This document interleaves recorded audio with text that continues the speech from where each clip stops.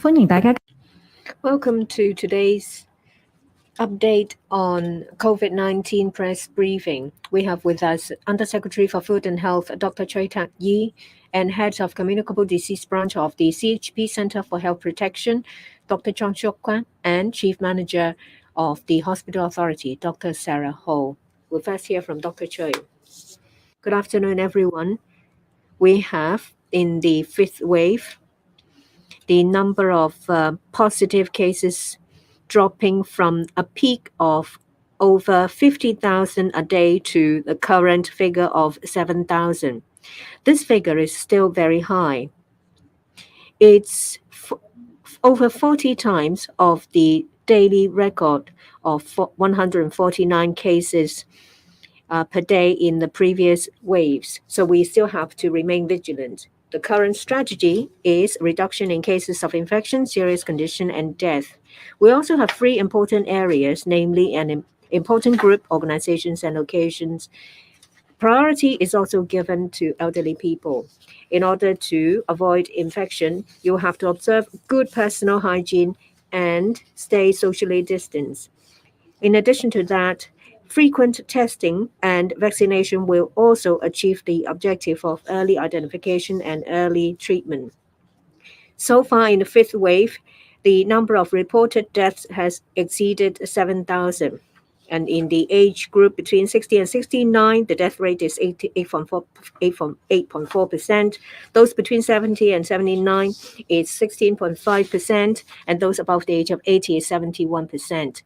And for those staying in the ICU, for the age group 60 to 69, the percentage is 34.8%. Those between 70 and 79 is 27%, and those above the age of 80 is 22.5%.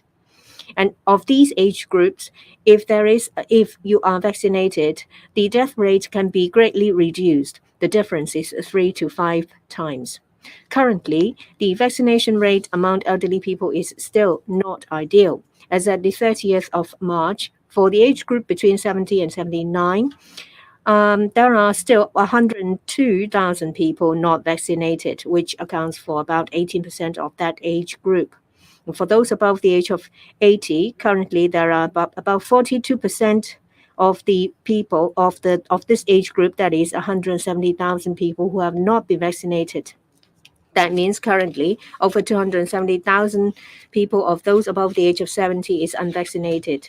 And according to information of the Department of Health, the more doses one received, the lower the death rate. But in order to promote vaccination rate among elderly people, the government has left no stone unturned. For those above the age of 60, they can go to the community vaccination center to get same-day ticket. On top of that, there are also dedicated vaccination centers for children, youngsters, and elderly people. For those above the age of 65, they can also go to the 11 Elderly Health Center under the Department of Health to receive coronavac vaccination. And on top of that, if you're staying at home and don't want to go to the vaccination center, there are also many different ways for you to receive your vaccination at home. Well, at the same time, outreach services have been extended to care home for the elderly and the disabled. On top of that, registered doctors will also visit 1,100 care homes before middle of April to offer outreach service no less than 2 times per month per care home. Well, for those above the age of 70, only 60.33% of those who have been double vaccinated, and only 8.2% of this age group has received 3 doses. Our target is that before the end of April, those above the age of 70 and those staying in elderly care homes will receive the first dose, and that figure is to be pushed to 90%. And I appeal to elderly people to get vaccinated as soon as possible, and their families to try to convince elderly people to get vaccinated. And in order to achieve early identification amongst elderly people, well, we have restrictions in testing, declarations and compulsory testing, and testing arrangement for care home for the elderly. These are effective ways to early identify infected cases. And also, there is also the voluntary service available for elderly people to go to community testing centers and mobile sample collection centers to receive a free testing service. For the coming 2 weeks, we still have available online appointments. In order to encourage members of the public, including elderly people, to get tested at home, we have arranged we have made arrangements for these kits to be available. We thank the central authorities for their coordination so that we can procure a large amount of RAT kits within a very short time. Currently, voluntary workers are distributing RAT kits provided by the government or from donation to people who are in need. Starting from the end of this week, the government will distribute anti-epidemic service pack to every household. But it is very easy to use the RAT kits, and elderly people, if they find it difficult, they may make use of the video clips online or ask their young family members to help. Once again, I appeal to you all to abide by the social distancing measures. Please remind one another to refrain from going out. Please don't go to crowded places or places with poor ventilation. Avoid cross-family gatherings, especially activities involving the taking off of masks. And I also appeal to members of the public to avoid going to grave sweeping this weekend or the Qingmei Festival. We recorded 2,859 PCR positive cases and 3,787 RAT positive cases. Altogether, the total tally stands at 6,646 cases. Cumulatively, we have now recorded 1.144784 million cases in the fifth wave of the epidemic. That's 702,514 PCR positive cases and 402,270 cases. Now, of the 2,858 PCR positive cases, 458 were reported by hospital authority, 297 reported by the public health laboratory service, and the remaining 2,104 cases reported by private laboratories. And among yesterday's recorded cases, we conducted genome sequencing on 1,128 cases, and so far, no case has been detected to carry the L452R strain. And 1,105 cases are L452R negative. For the remaining 13 cases, they're either in the pending status or having low viral load. There are also 7 imported cases recorded yesterday, including 2 cases of crew members who arrived in Hong Kong from Germany on the 30th of March, and 5 visitors, 2 from Thailand, 2 from Tahiti, and 1 from Indonesia. And 2 from Indonesia, and 1 from United Arab Emirates. And we don't have any outbreak of cases in residential care homes today. And there are about 120 residents testing positive residing in care homes. As for death cases,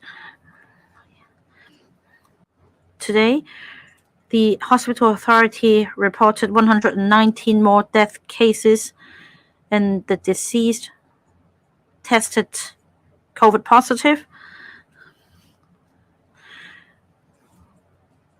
So altogether, 7,441 cases, together with 119 death cases, have been reported, and that's 7,493 coming from the HA, and also 49 non-HA reported cases. So the total death tally stands at 7,612.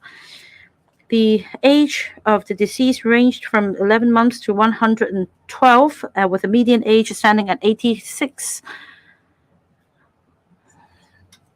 They include 3,079 females and 4,533 males.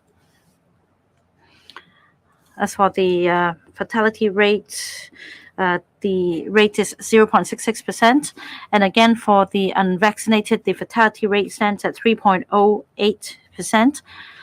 For those with one dose, 0.9%. Those with two doses, 0.13%. Three doses, 0.03%. So clearly, this is far below the rate for the unvaccinated. Even for those above the age of 80, the fatality rate is on the high side. That's 9.59%. For the unvaccinated and above the age of 80, the fatality rate is 16.3%. That's a very high rate. For those who received one jab, that's 50% cut, that's 6.6%. For two jabs, 3.36%. So that's 4 to 5-fold difference for those unvaccinated and the vaccinated. And also for those with three jabs, 0.9%. So that's an 18 times difference. So for members of the public who have not received three jabs, please do so as quickly as possible. Dr. Ho will report on hospital authorities' situation. At the moment, we have 10,466 patients receiving treatment at public hospitals, North Lantau Hospital, Hong Kong Infection Control Center, Hospital Authority Infectious Disease Center, as well as the COVID treatment facility at AWE. We reported 13 patients last night in critical condition, 33 patients in serious condition, and so far 84 patients in critical condition are receiving treatments in our ICU units. As of midnight tonight, over the past 24 hours, altogether 102 COVID positive patients passed away, and they were 58 males and 44 females between the age of 56 and 105. And among the death cases recorded yesterday, 53 of them were care home residents. 67 had no vaccination record, 25 had one jab, and 9 had two jabs, and 1 had three jabs. 97 patients were elderly people above the age of 65, and we also recorded a number of younger patients passing away. The first one, 56-year-old male, a cancer patient, and two others, one a 56-year-old female, the other a 59-year-old male. Again, these two patients had chronic illnesses. Because of data lagging, let me report that between the 23rd of March and the 29th of March, 17 more patients passed away, and they have not been reported. They include 13 males and 4 females between the age of 62 and 98. And yesterday, 1,416 patients have been discharged upon recovery, and 10 or so patients have been found to be positive upon hospital admission screening, and 20 patients are regarded as close contact. For HA staff, so far 21,164 staff members have been diagnosed, and 18,839 of them have already recovered and resumed duty. As for oral medication, as of the 30th of March, the public hospitals already prescribed oral medication of the two kinds for 21,600 patients. The hospital authority strives to prescribe oral medication to treat COVID-19 as far as possible. Now, for public hospitals, community treatment facilities, and holding centers, oral medication can be prescribed. There are also elderly patients now receiving treatment in these facilities, and earlier, they received treatment in public hospitals, and they are now in convalescence, and elderly patients will be discharged once they have a negative test result. And the holding centers recently have also been taking referrals from hospitals in relation to patients with mild symptoms. These are elderly patients, and on arrival, the medical post medics will first conduct assessment, and if deemed to be suitable, they will be prescribed with oral medication.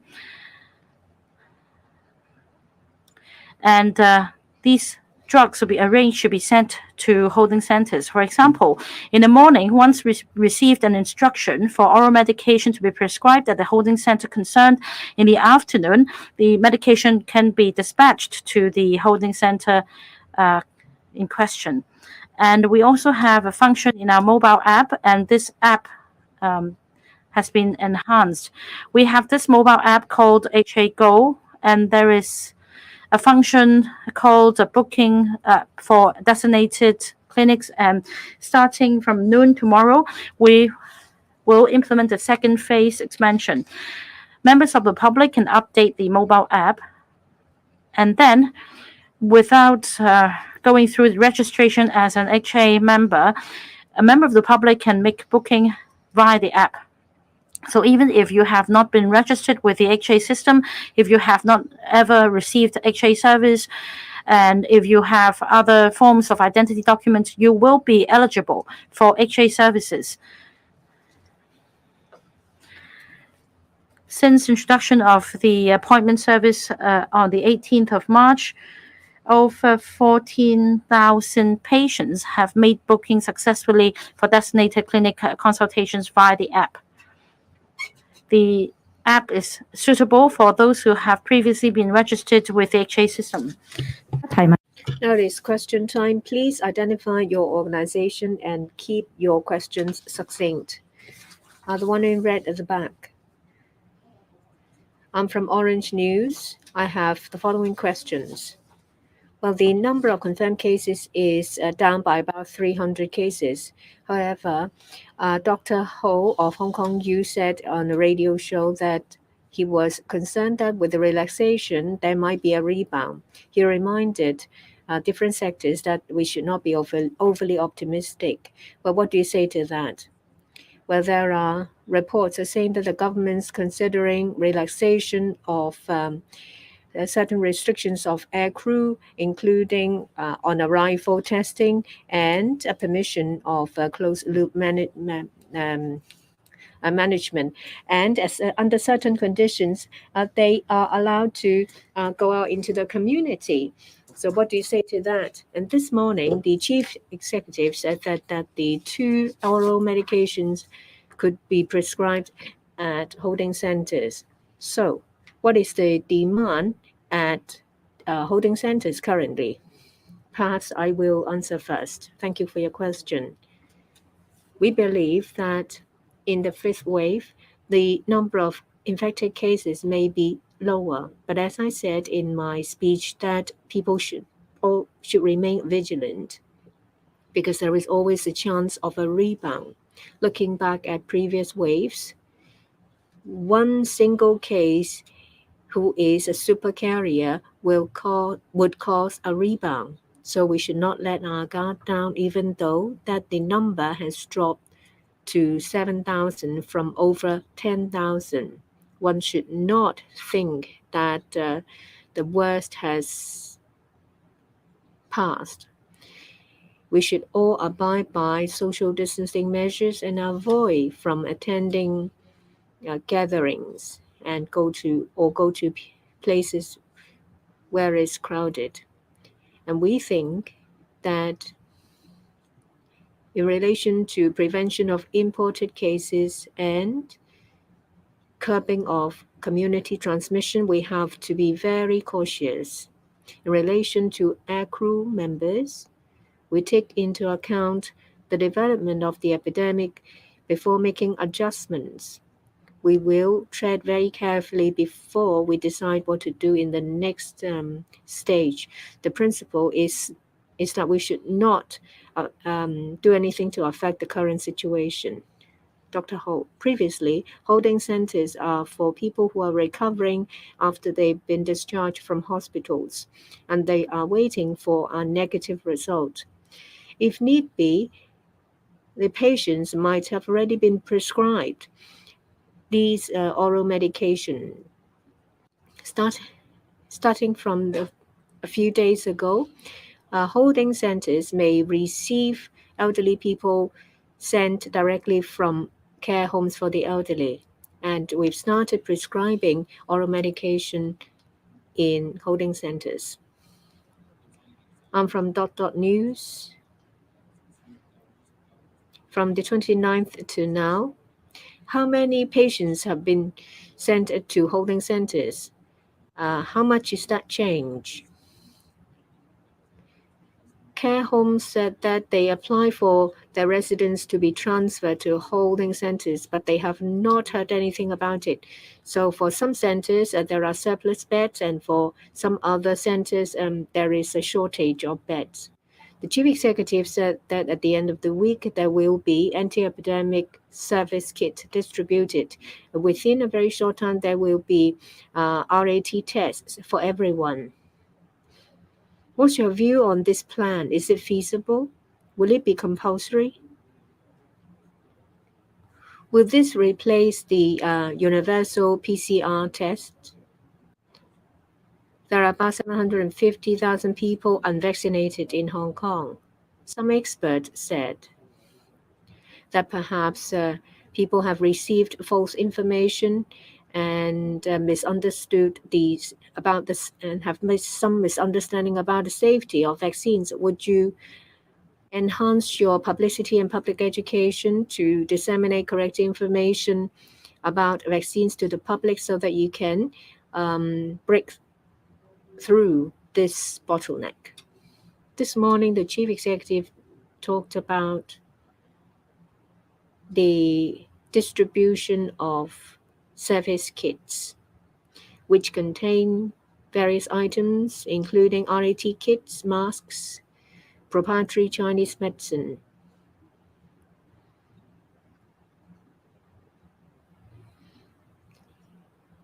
RAT has been improving all in different places for some time because, well, it can be self-administered. It takes a very short time. It's rather sensitive, and you don't need too much manpower and equipment support. So it is an effective screening tool. At the beginning of the fifth wave, before that was the peak, everyone was very concerned, and a lot of people were scrambling for RAT kits. Once again, I thank the Central Authority for their coordination to enable us to procure a large number of RAT kits for the use of our population.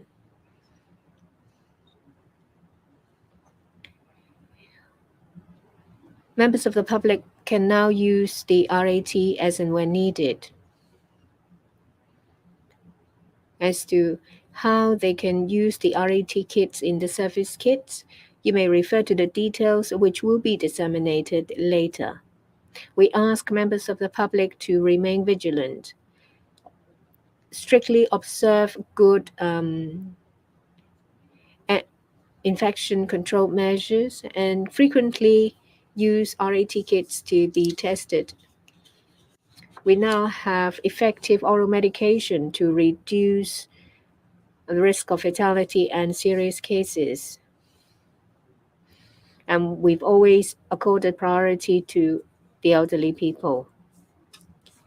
Since the launch of the vaccination program, we've made use of different avenues to explain the merits of the vaccine. That includes the expert panel. They make use of their own position in the discipline. Say, for example, for those who are in the medicine discipline, they would explain to their groups of patients. Every week,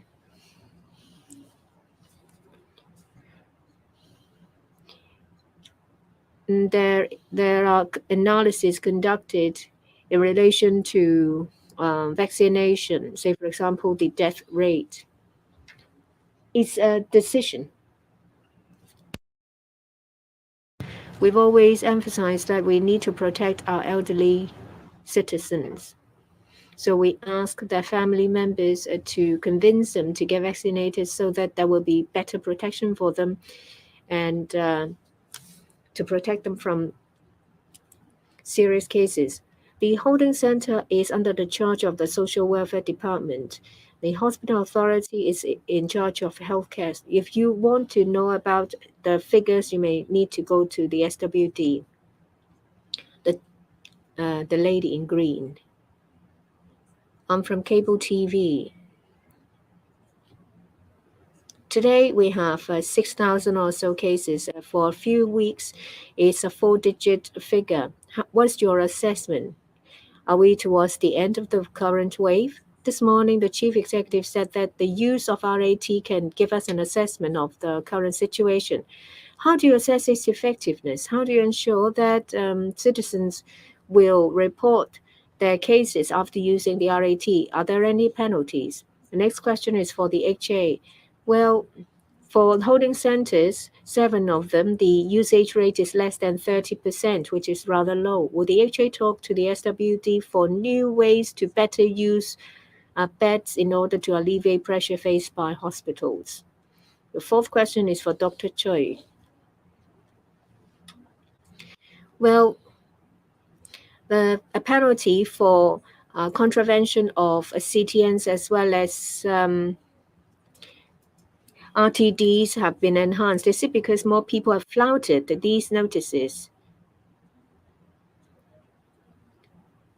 Well, the penalty is 20. It says that it will be 25,000, and now it said that it's 50,000. Why is there such a sudden change? Wouldn't it cause? Wouldn't it make people difficult to get used to it? Let me take your question. This morning, the chief executive commented on the RAT test, and details will be disclosed in due course. And I'd like to stress that RAT is a convenient tool for people to get tested at home, and basically every citizen will be able to get tested and get identified early should they test positive. And details will be announced soon. About adjustments to different penalty levels in relation to CAP 599 offenses.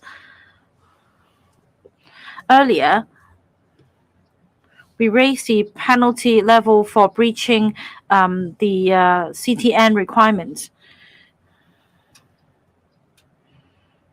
So correspondingly, we need to adjust the other penalty levels under different provisions of the similar legislation in a proportionate manner. So the relevant fines to be meted out will be adjusted accordingly. The content of the legislation, however, remains the same. We just make corresponding adjustments according to this principle. Perhaps clarifications are needed in the first draft of the press release we issued, and that is why in the subsequent press release we made certain corrections. The principle remains the same. Our healthcare staff at the moment arrange suitable elderly patients to get tested by RAT on the 7th day upon discharge. And if suitable, they'll be arranged to return to the residential care home.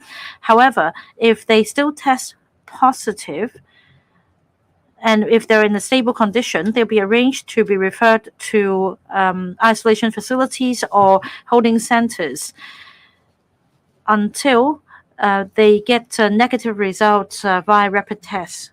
By then, they can return to the residential care homes. Dr. Zhang, we are seeing a slow decline, but the level remains high. We record 6,000 plus cases today.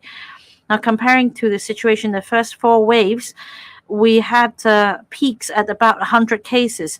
So we must bear in mind that several thousand cases represent a very high level, despite a drop from over 10,000 cases. So we should remain vigilant. Next, this lady on the right.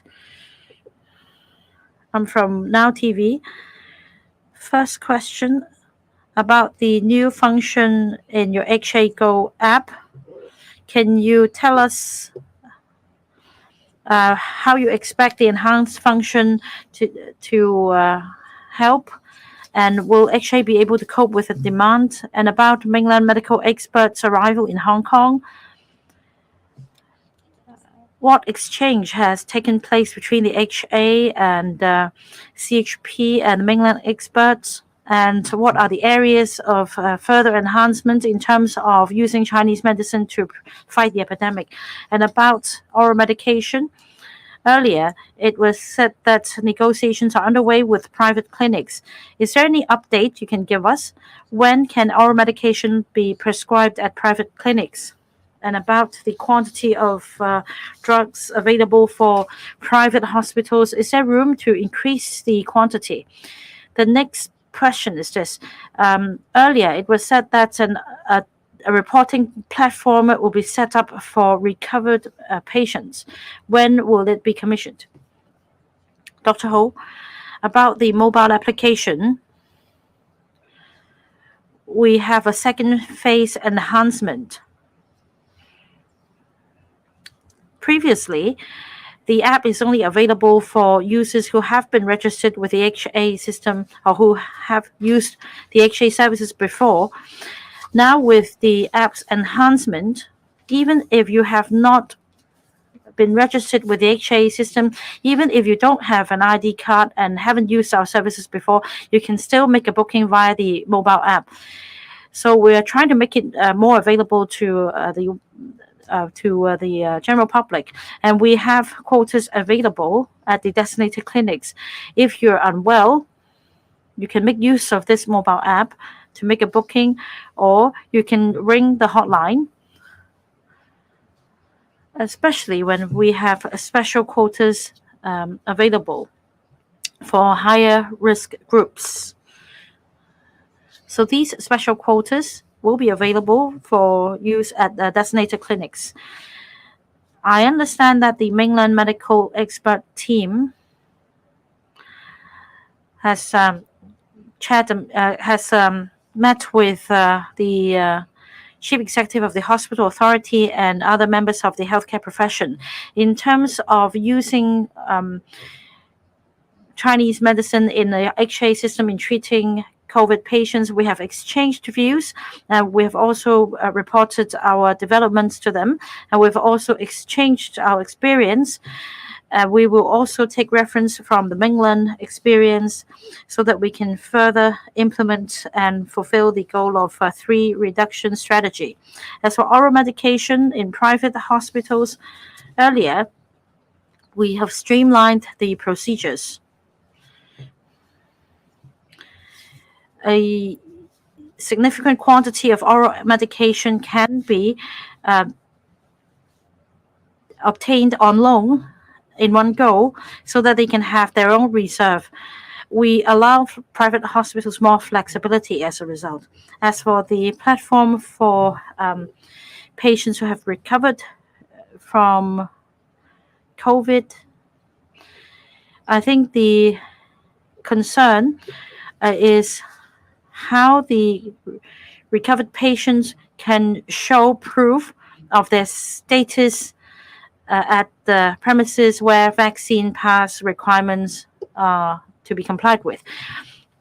So there are different ways. For example, they can make use of the Department of Health platform to prove that they have now been recovered from COVID, and that but it is not convenient for persons in charge of premises, and we are now in the process of establishing a platform for the purpose.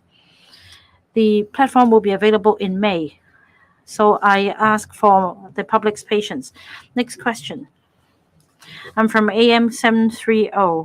The HA just now mentioned that the oral medication at holding centers will not be dispatched until instructions are received. Will arrangements be made so that private hospitals can keep a reserve of oral medication for prescription, or are there legal constraints? Next question. It is said that for the declaration of RAT positive results platform, emails can be sent to the CHP for reporting late, and how many such cases have been received? And I understand that 100 plus cases have been removed from the statistics. Does it accurately reflect the cases, including the cases from data lagging? Another question. Is it that you will take out recovered patients from the list of people to receive the RAT or the anti-epidemic service bags, so as not to waste resources. There are different needs, but all in all, different members of a household will benefit from the various supplies in the bag, such as information kits, RAT kits, etc. The medics at the medical posts of the holding centers would make an assessment, and if the patient is suitable for prescribing oral medication, a form will be filled in, and then the form will be faxed back to our public hospital. We'll prepare the drugs right away, and then they can obtain them right away. So after doing rounds in the morning, the drugs will be available in the afternoon. It's very convenient. About RATP platform, I understand that there is difficulty accessing the platform, and there are people who are making inquiries via email. We are processing these cases. Some cases have been received late, probably because we once received an application and then the application was only half completed. We have yet to process these cases, including cases that we subsequently conducted inspection, that we dealt with in one go. 2 more questions. This lady in black and then the other gentleman. I'm from Mingpao. Good afternoon. Dr. Ho referred to the prescription of oral medication at holding centers. Do you have figures? And CHP and HA have begun to disclose the total number of critical cases and serious cases on the internet. So at this peak during the 5th wave of the epidemic, may I know the total of critical and serious cases? Because I understand that they respectively stand at 500 and 1100. Have you detected any change in terms of critical case statistics, especially after oral medication is available, comparing to the situation overseas? And also, what is the cumulative number of critical cases in the 5th wave? Dr. Patrick Ho this morning said that it seems that the number of critical cases are lower than the death cases, probably because some patients have passed away before they even arrived at the ICU. Do you have figures in relation to that? Next question, the WHO today announced the strategy in response to ending the global pandemic 2022.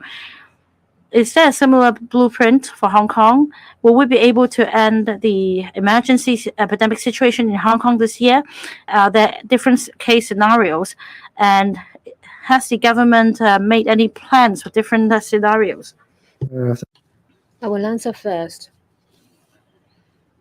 The WHO has expressed their opinion about the epidemic. Of course, everyone in every place would like to see the end of the epidemic.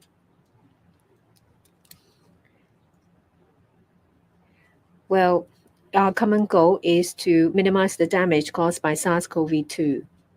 Currently, we are still in the 5th wave.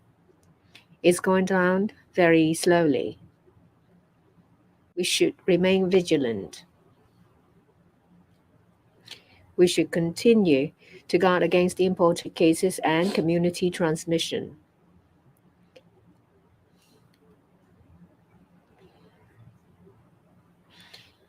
Scientists may have their interpretation of different topics. We'll leave it to the scientists. We all need to work together. In the context of Hong Kong, that is, we have a high population.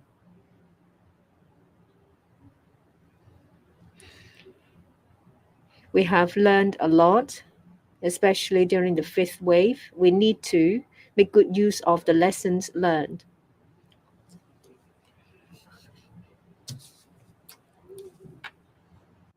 We need to make good use of resources available to fight the epidemic.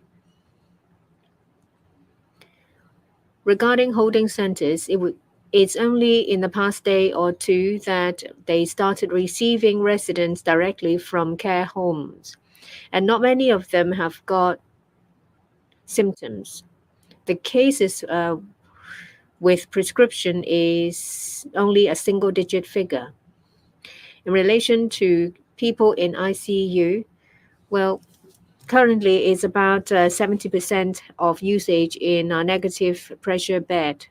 There is a collaboration plan amongst different hospitals. The ICU is a section where intrusive procedures will be conducted.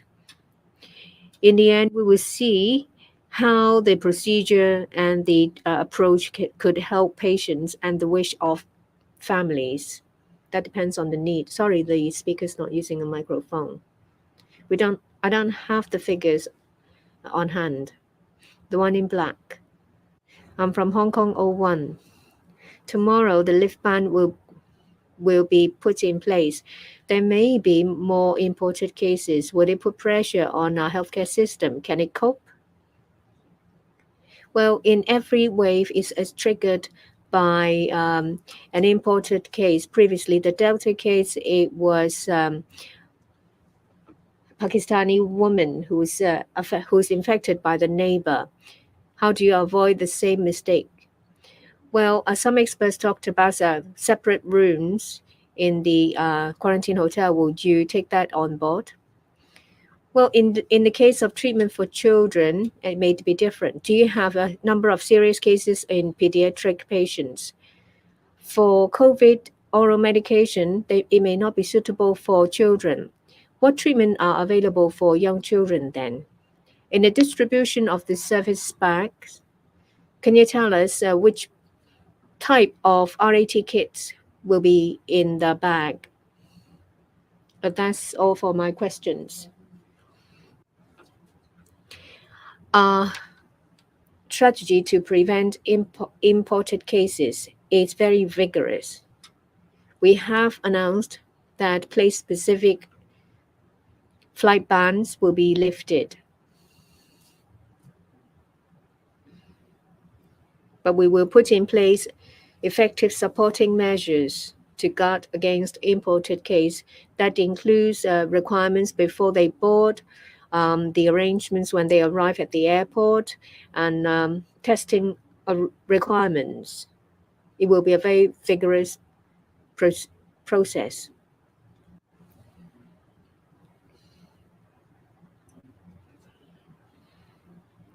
We will do better, having learned our lessons in previous waves to deal with an increased number of arrivals. In relation to specifications of hotel rooms, we may ask for enhanced requirements, say, for example, the use of air purifiers. The test kits in the service bag will be approved ones. It will be one of the 4 on the list, or one that is approved by relevant authorities in EU, UK, or other places. About death cases of pediatric patients, in the 5th wave, we have recorded 8 pediatric patients that have passed away. There is an 11-month-old female, a 3-year-old girl, 4-year-old girl, and a 4-year-old boy, 8-year-old girl, and also a 14-year-old boy and a 9-year-old boy.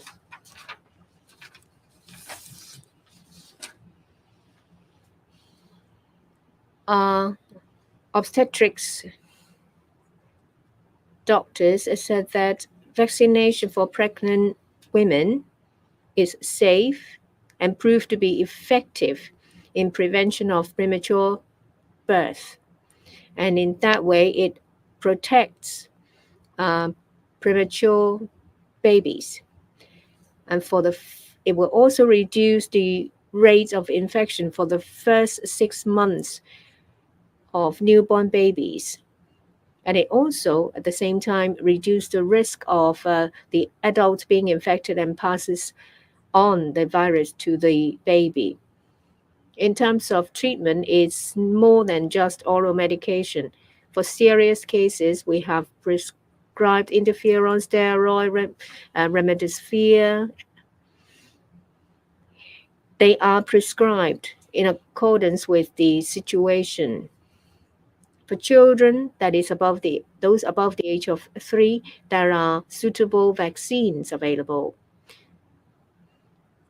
We have already administered a lot of doses, and we appeal to parents to take their children to get vaccinated because prevention is always better than cure. Well, if you catch COVID, you will be treated, but you will suffer from the discomfort. That's why we repeatedly appeal for vaccination. Well, in the cases of children, we see croup and upper respiratory infection, and also the virus may attack neural nerves. A follow-up question from TVB. I understand that in terms of prevention of importation of cases, the government is now relaxing social distancing measures. What is the CHP's assessment on lifting the flight suspension mechanism? And more flights are coming back because, like the other reporter just asked, for previous waves, they were all sparked by imported cases. How do you prevent imported cases from spreading the virus? And will it cause a double whammy, and that is increase in number of imported cases and no reduction in local cases? And for HA Go, since its rollout, how many users have registered with your app? And about the second phase enhancement, you have relaxed the eligibility criteria. How many more users do you expect to be able to benefit from your service? And about 90% booking still available in the coming 2 weeks in testing centers. Do you think that less resources should be provided for community testing centers? First, on testing centers, there are 2 types. We have testing centers in establishments and also mobile stations. So we have regular and centers in establishments and mobile booths. And according to government policy, high-risk groups can get tested on a regular basis at these facilities. And in the past week, we have resumed the issuance of compulsory testing notices, and those subject to the CTNs can get tested at the community treatment centers. So it is always better to get ready and have more capacity available at testing centers to avoid people queuing up again. Administratively, of course, improvements should be made. If we have long queues, we should have ticketing machines and also a platform for showing the online showing the queue status online. Testing is a reliable method for preventing the epidemic. We'll continue with our effort. Dr. Ho. For designated clinics, as of 1 p.m. today, over 102,700 users have used our consultation services at the 23 designated clinics. 13,000 users made a booking via our care hotline. As for the HA Go mobile app, over 14,000 confirmed patients make the booking with us via HA Go. I understand that patients will use different methods, such as the mobile app and the hotline in making a booking with us, and we strive to continue to improve our system. For example, like I explained before, there is now no need for you to have used our service or to have registered with us. before you can use the app, and we strive to continue to improve our system so that it's convenient for everybody to make a booking at the designated clinics. Any supplement from Dr. Zhang? In terms of preventing imported cases, we're talking about the prevention of imported cases leading to transmission in the community. It is, of course, very important if we have zero infection in the community. However, we have extensive transmissions in the community at the moment, and the prevalent strain is BA.2 around the world, and that is the same as the strain extensively transmitted in our community at the moment. So we continue to adopt the strategy of early identification and early isolation. We'll treat imported cases in the same way as local cases. So meanwhile, even if we have imported cases, it may not pose as much pressure on our system as before. Of course, at the same time, we must monitor whether there are new variant strains. For example, a strain newer than the BA.2 leading to serious complications, outbreaks. Thank you for attending today's press briefing.